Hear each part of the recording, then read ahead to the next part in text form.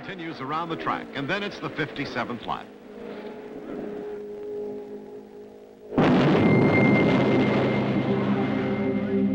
Indianapolis Motor Speedway is known as the home of the greatest spectacle in racing, but behind its legendary status lies a lot of horrifying fatalities. These are 4 drivers whose fatal crashes at the circuit forever changed the sport and led to major improvements in racing safety. Bill Vukovich was a legendary American race car driver, widely regarded as one of the greatest in motorsport history. Born on December 13, 1918 in Alameda, California, he grew up in Fresno within a Yugoslavian immigrant family. He began his formal racing career in 1938, winning the United Racing Association West Coast Championships in 1946 and 1947, followed by the AAA National Midget Championship in 1950. Alternatively known as the Silent Serb and the Mad Russian, his fortunes at the Indianapolis Motor Speedway transformed in 1952 when he partnered with Howard Keck to drive a Curtiss Craft Roadster. Vukovich captured the pole position in 1953 at an average speed of 138 miles per hour and led 195 laps to secure his first Indianapolis 500 victory under 130-degree track temperatures. He successfully defended his crown in 1954 at a record pace of 130 miles per hour, securing his status as a dominant speedway icon who led 485 out of the 647 total laps he raced. On May 30th, 1955, during the 1955 Indianapolis 500, Vukovich aligned with team owner Lindsey Hopkins to drive a Curtiss Craft Offenhauser with the singular goal of achieving an unprecedented 3rd consecutive victory.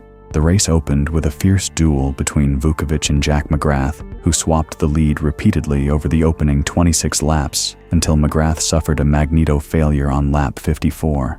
With his primary challenger eliminated, Vukovich relentlessly built a commanding 17-second lead by the 57th lap of the race. As he exited Turn 2 and accelerated down the backstretch, he approached a group of 3 slower-lapped cars driven by Roger Ward, Al Keller, and Johnny Boyd. The situation disintegrated instantly when Ward's car suffered a broken axle, causing it to hit the wall and flip upside down. Keller panicked and swerved onto the infield grass, but when he locked his brakes, his vehicle slid back onto the asphalt and struck Boyd, launching Boyd directly into the path of the oncoming leader, Vukovich. Roger Ward spins on the backstretch. The way clear, Boyd and Vukovich move right along, but Al Keller spins into them from the inside. Vuki is thrown over the rail, flipping help.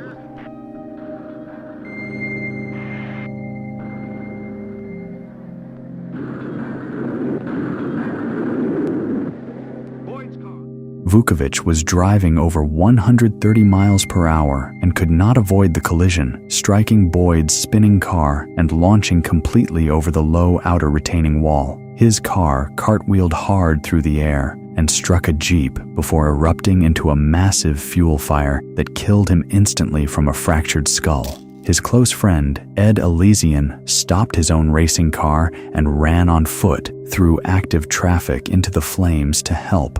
But rescue was impossible. Vukovich became the 2nd defending champion to die during the race and the only former winner killed while actively leading. Because the Indianapolis 500 counted toward the FIA World Drivers' Championship during this era, he was the first driver to die in a World Championship race, prompting global safety debates that forced the speedway to implement elevated concrete retaining walls and modern catch fencing.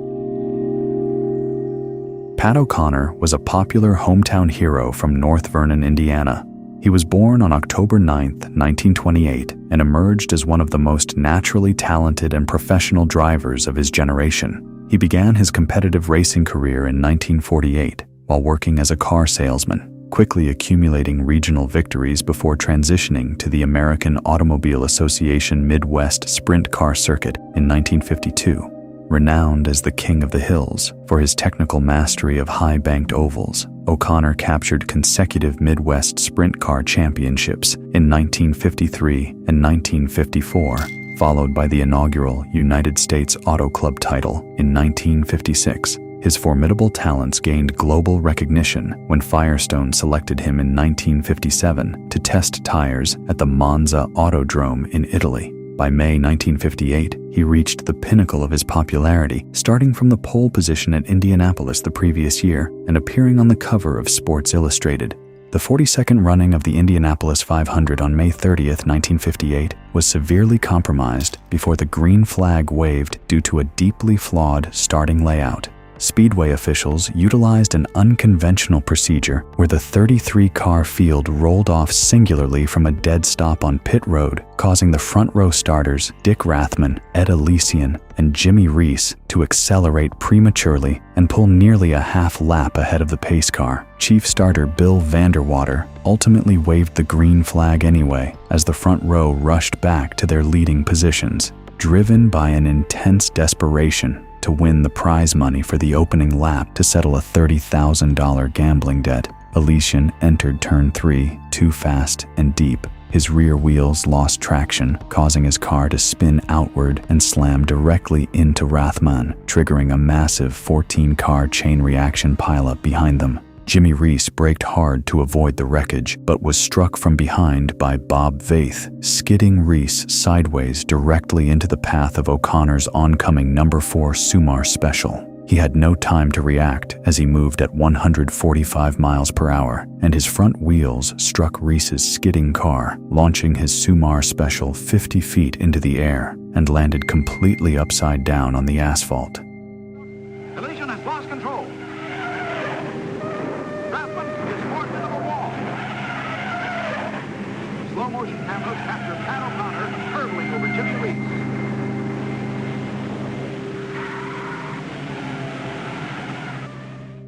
Because racing cars in 1958 were not equipped with overhead roll bars, O'Connor's helmet bore the direct crushing weight of the impact as the vehicle skidded hundreds of feet down the track. A fractured skull instantly killed O'Connor. The tragedy forced the United States Auto Club to permanently abandon pit lane starts, mandate rigorous medical clearances for driver helmets, and require heavy steel roll bars welded directly to the frame behind the driver's head for the 1959 season.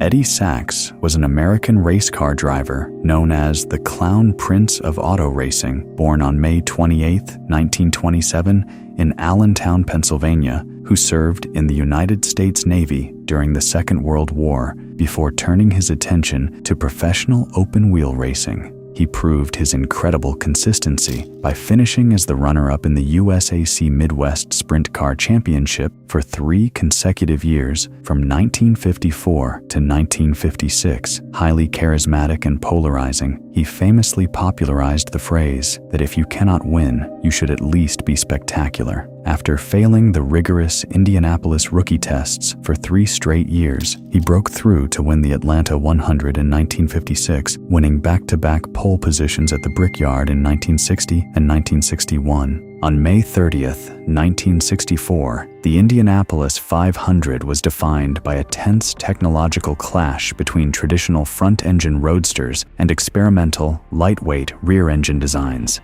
Sachs was driving a number 25 American Red Ball Special Roadster, while sports car superstar Dave MacDonald was making his speedway debut in a radical, low-profile rear-engine car designed by Mickey Thompson. MacDonald's car carried a massive 45-gallon fuel load of volatile standard gasoline and it demonstrated severe aerodynamic handling instabilities during practice. As the field exited turn 4 to complete the second lap, MacDonald completely lost control, sliding sideways across the track and slamming right side first into the inside retaining wall. The impact exploded MacDonald's car into an enormous fireball, sending a towering column of thick black smoke. The burning car ricocheted back across the track into the path of the oncoming race traffic, completely blinding Sachs as he traveled at roughly 150 miles per hour.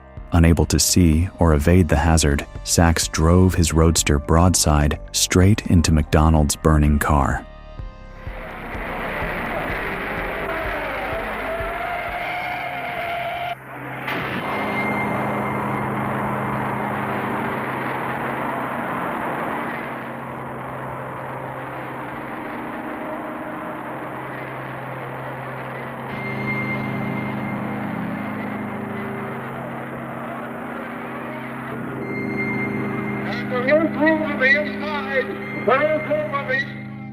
The second impact triggered a second massive explosion that killed Sachs instantly from an undetermined cause, but highly likely from blunt force injuries. MacDonald was pulled from the fire, but died from severe internal burns 2 hours later at Methodist Hospital. This horrifying accident marked the first time in the history of the event that the race was completely red-flagged, and the immense public trauma forced an immediate revolution in motorsport safety, compelling USAC to permanently ban volatile gasoline in favor of methanol fuel and mandate puncture-resistant rubber-lined fuel cells.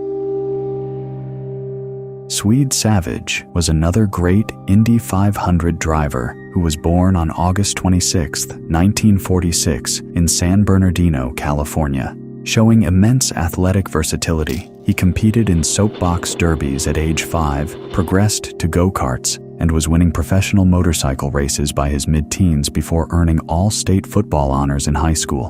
In 1967, a Ford public relations representative witnessed Savage execute a high-speed motorcycle wheelie for nearly a mile at Riverside International Raceway, prompting racing legend Dan Gurney to sign him to the All-American Racers team. Savage developed rapidly across NASCAR, Trans Am, and Can-Am, securing an open-wheel victory at the 1970 Bobby Ball Memorial 150 in Phoenix. After recovering from near-fatal head injuries at the 1971 Quester Grand Prix, he joined Patrick Racing and entered the May 1973 Indianapolis 500, qualifying 4th on the grid with average speed of 196 miles per hour while balancing a devoted family life with his pregnant wife. The 57th event at the Indianapolis Motor Speedway is troubled by severe weather, the fatal practice crash of Art Pollard, and a fiery opening lap accident by Salt Walther.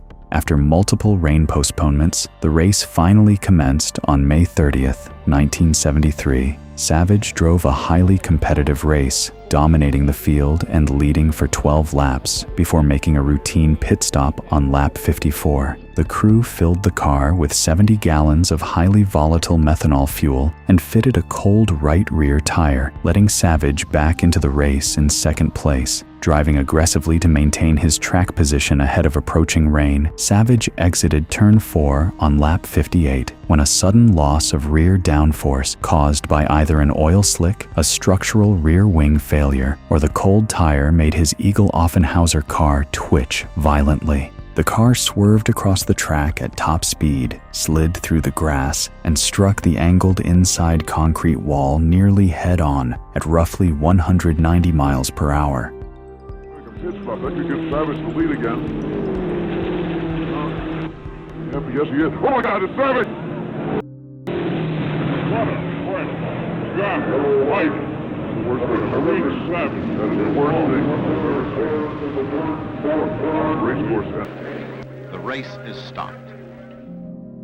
The immense force of the high-speed impact detonated the 70 gallons of methanol fuel into a massive 60-foot plume of fire, tearing the engine loose and throwing the central monocoque tub back across the circuit. Savage was fully conscious and moving while trapped in a pool of burning fuel, a terrifying scene broadcast live to a national television audience. The horror escalated when 22-year-old pit crew member Armando Terran ran onto pit road to help and was struck by a fire truck driving backward at 60 miles per hour. 75 gallons of fuel, and he hadn't burned much of that off. The race is out. Somebody's been hit in the pit. A fire truck racing to the scene has hit a mechanic or somebody in the pit who's going the wrong way through the pit.